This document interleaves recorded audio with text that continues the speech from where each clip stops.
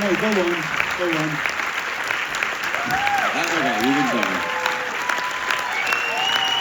We got a bit ahead of us, guys.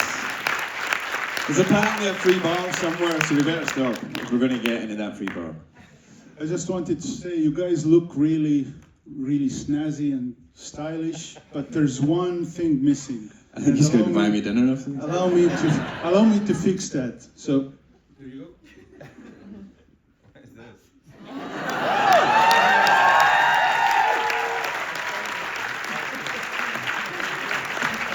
Thanks very much. Do you know what? Scotland has actually played Estonia quite a lot of times in the European qualifiers, and it's not always worked out well for us. So I might get in trouble for wearing them. Can't go home now. So when I prepared for this Q&A, I thought of very many witty, smart things to say, and then I then I realized that this is not what you came here for. So just to sort of earn my keep with the festival and prove my existence, I'm gonna just start off by asking from you, Danny, as a producer, what the hell is it that the producer actually does in a movie? That's the question that everybody asks quietly and secretly. And then the second part of the question is that, did this project come to you already with James attached as a director, or did you get the story first and then came the search for the director, preferably not from California? I ask myself the same question as well. What does a producer do all the time? Yeah, it depends. Every project's really different. Every story is really different. Independent film is it's a struggle, it's a battle, it's a challenge, and a lot of them don't get the whole way there. So with this one, I'm incredibly proud that we've managed to get up on this screen in front of yourselves, and hopefully more people will come see it. So firstly, thank you so much for joining us this evening. Really appreciate it.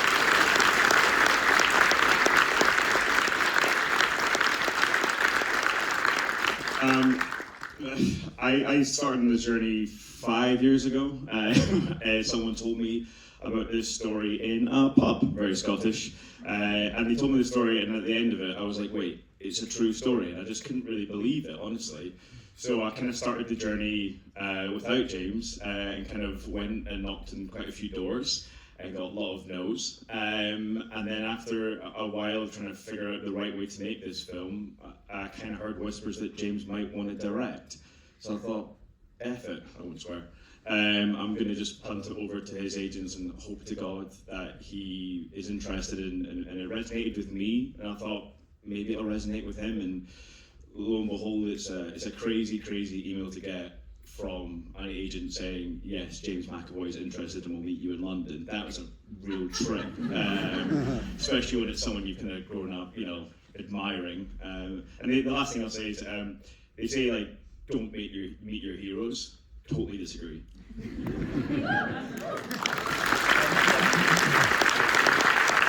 So, James, I wanted to ask you about casting of the film. I mean, Quentin Tarantino has famously said that if he would not have found the right guy to portray Hans Landa, then he would not have made Inglourious Bastards. Was it the kind of the same thing with you, with the rapping actors, or how did it go? I'm too old to play either of the roles, so probably, yeah. Like, yeah, I mean, I guess if we hadn't been able to find the people, we'd have had a decision to make. And we were lucky that, Sam, who plays Billy, is the very first person I ever saw, and the very first person I saw on a casting as a director. And I knew that if we found the right Gavin as well, with him, we could have a film. I needed to find other people, because I knew that it was not just about casting the right person or the right people, it was about casting the right chemistry between two actors. Because really, what's at stake in the movie? Are they going to get caught? Are they going to get away with it? That doesn't really matter. What matters is this relationship going to survive? And is their mental health and sanity going to survive? But really, the thing that is at stake is their relationship. So unless the chemistry was right between two of them, not just one great actor, but two great actors, and not just two great actors, but one great chemistry, then you don't have a movie. But with Sam and with Schemin together, the chemistry was fantastic. And then I was lucky that I had two supporting role actors in Lucy Halliday and Rebecca Morel, who played Mary and Tessa, who brought so much more to... We worked really hard on the script to make those characters interesting, even though they were supporting roles. But those two actors brought so much more to it as well. So I was really blessed with a relatively inexperienced and young cast, that they were so powerful, and that their souls were so beautiful, but also so open that they were able to transmit and make you care about them and love them, you know? At least I hope so. There's probably people sitting out there going like, I didn't love them. But that's okay, that's okay. For everyone that does, there's somebody who doesn't. I think, yes, I think, you know, I'm going to spare you of all the jokes I prepared. Now is the time to open the floor for the questions from the audience. So if you guys have any questions, shoot the arm up. Yep. So an arm first. Yep. We can Repeat the question if you like. Stand up. Sit down if you wish, you have a microphone. Okay. Oh, good. So my question is, now that you've debuted as a director, I wonder, all of your years acting, and you've played so many different roles, and you've acted for so many years, were there things that you wondered were not great stylistic choices, but you couldn't really do anything about it, and so you thought, okay, one day when I'll become a director, I'm gonna do this different, or I'm gonna inject this into my movie, or I'm gonna do that. And then finally, like with this movie, you were like, fuck yeah, like I can finally do it. I don't swear either. Yeah, I mean, stylistically, I don't know what is style. Is style visual style? Is style acting style? Is it writing style? Is it musical style? It's all of these things combined. Some directors lean more into one than another. I think, you know, everybody expects you to lean into it visually, and it's weirdly not my most, probably not my strongest suit, but also not what I'm most interested in. I think the thing that I wanted to do more than anything, whether I made an entertaining film or a really depressing film or whatever, I wanted a film with pace, and I wanted it to move. I wanted it to be like the films that I watched when I was growing up, which were 90 minutes long. Remember those?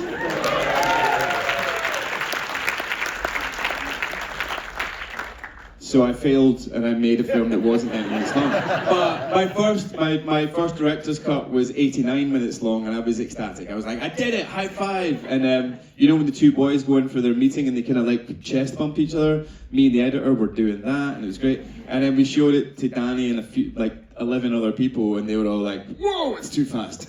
So I made a film that's 104, 105 minutes, something like that, with credits. But I still wanted to make a film that had pace and was fast and pushed through and didn't hang around too long.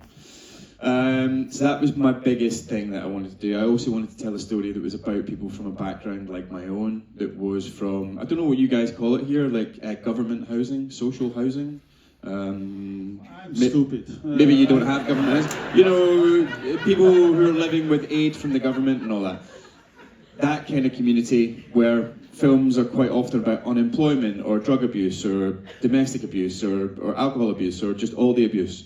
And while our film is about some of those things, it was also some of those things that those films usually are not, which is entertaining, aspirational, funny at times, and because some of the people who are from those backgrounds are aspirational. They do have dreams, they do have goals, and they aren't just living as leeches on society, as they are quite often portrayed. So yeah, those were my things that were important to me. And when Danny came along with the script, it was literally the first script that was about Scottish people from a background like mine, that wasn't about all those abuses that we're talking about, you know. So that was my one thing I wanted to try and do, my two things.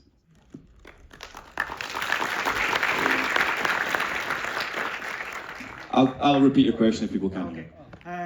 First of all, for me, the biggest standout of the film was like how authentic and how like I don't know. I felt zero distance between like the audience and the movie.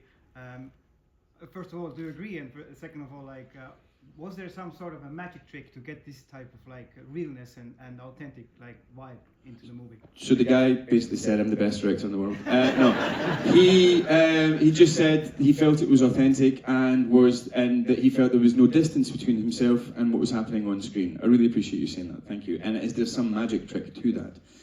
I don't know. I don't really know. I do know that I didn't want to get too directory on it.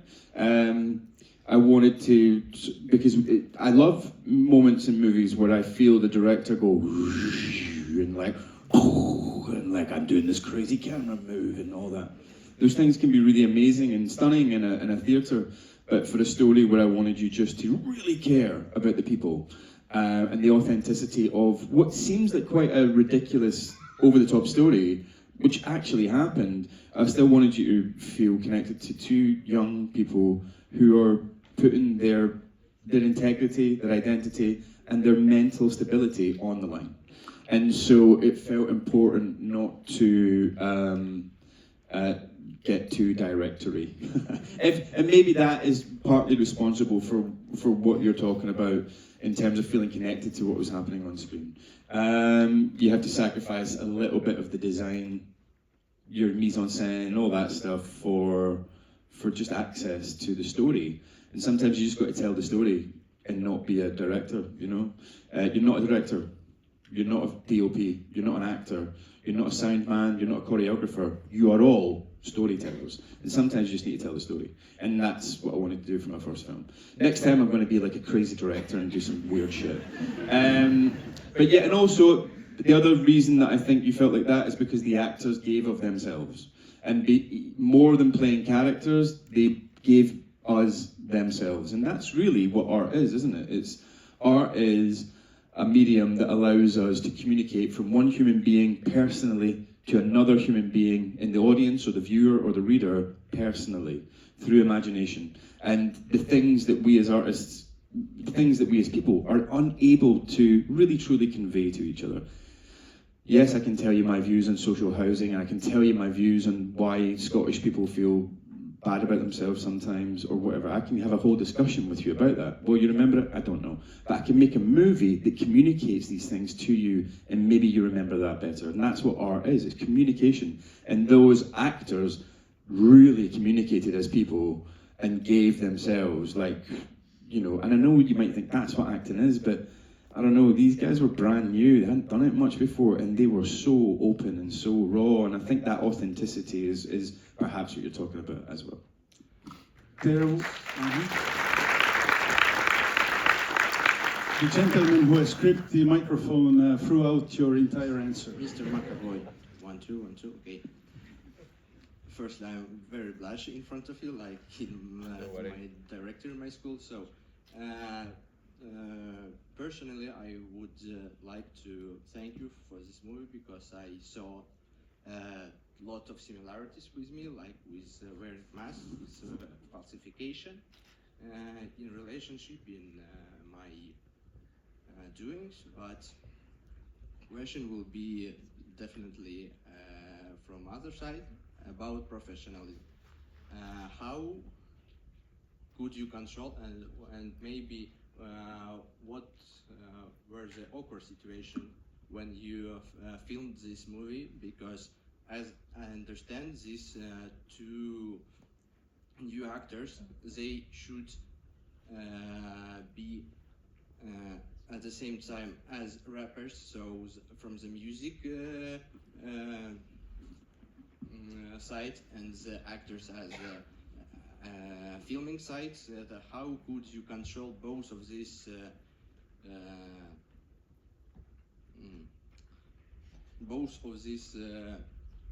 business, pop star business?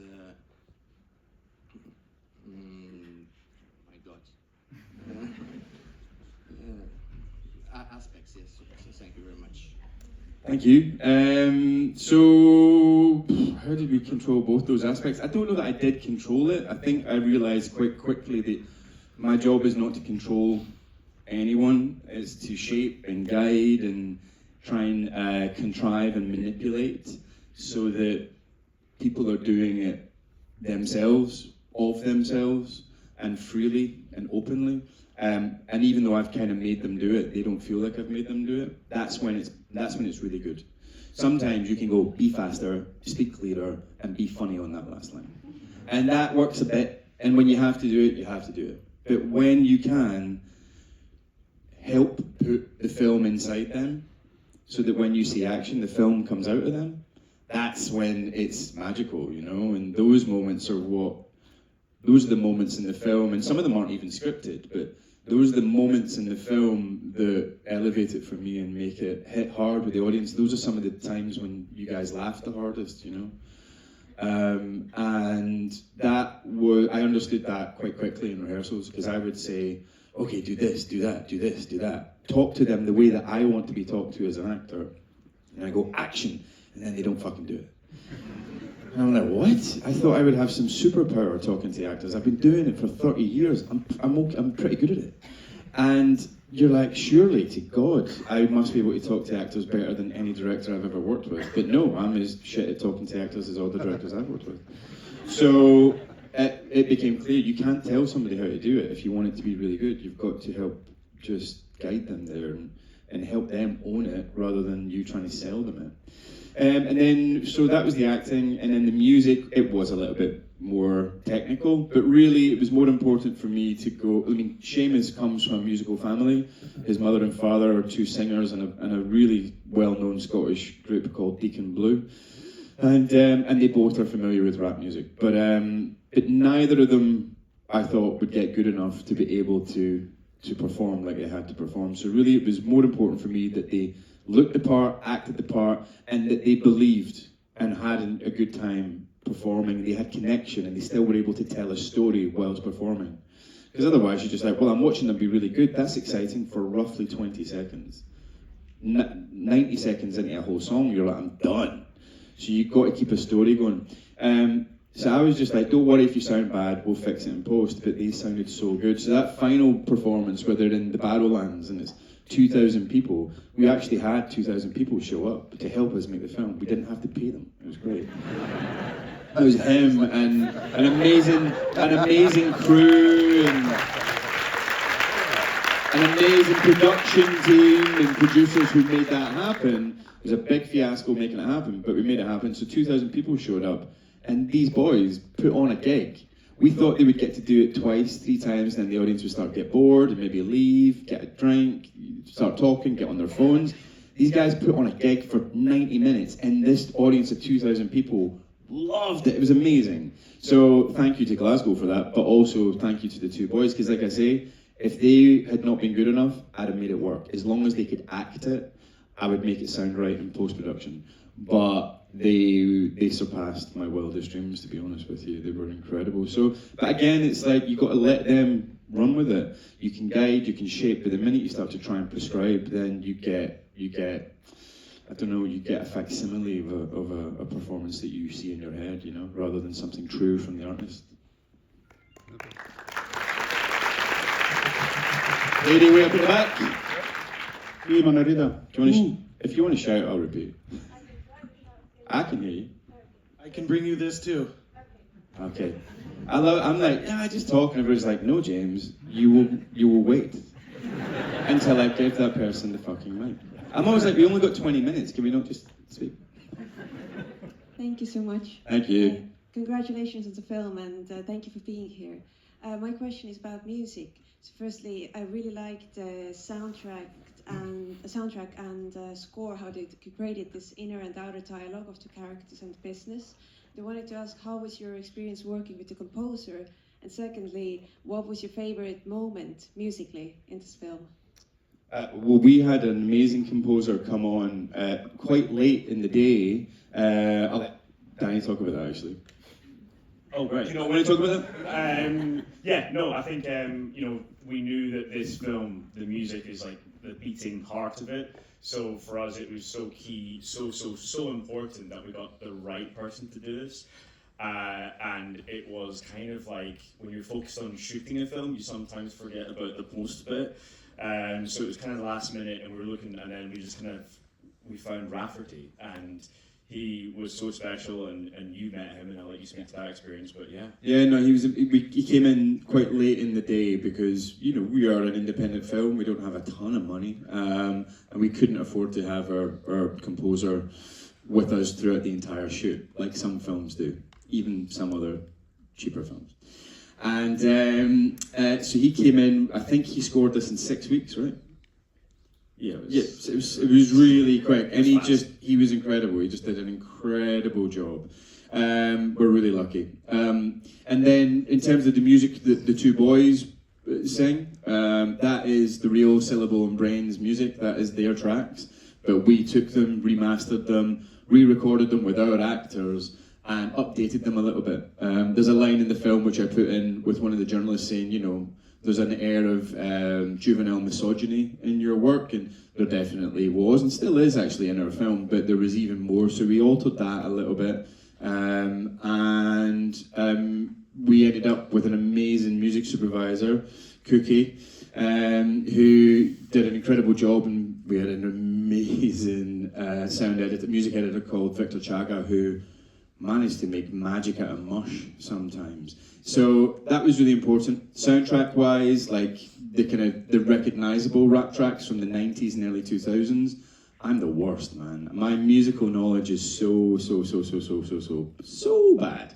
But I wanted something that felt 90s and West Coast, California and West Coast. So, and I was looking for something positive, and also something that wasn't too repetitive. One of the issues with using rap music as soundtrack is that it's incredibly repetitive musically because it's putting focus on the words, on the lyrics. But if you're using it as soundtrack, you don't always want to be hearing lyrics because you're going to step on the dialogue in the film. So we had to look. It's quite hard actually. A lot of the backing tracks for recognizable rap tracks were so repetitive that became annoying. So we had to do a deep delve, but we got there in the end, and I love the sound of the film.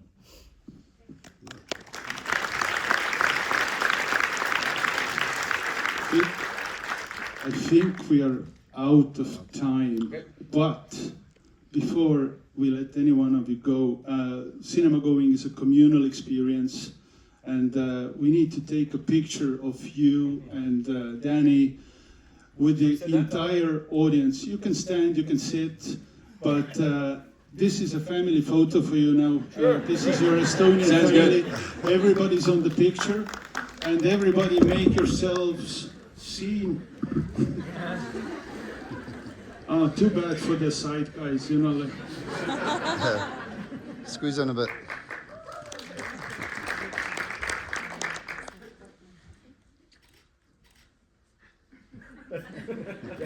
Too bad, sorry. Thank you very much, you guys.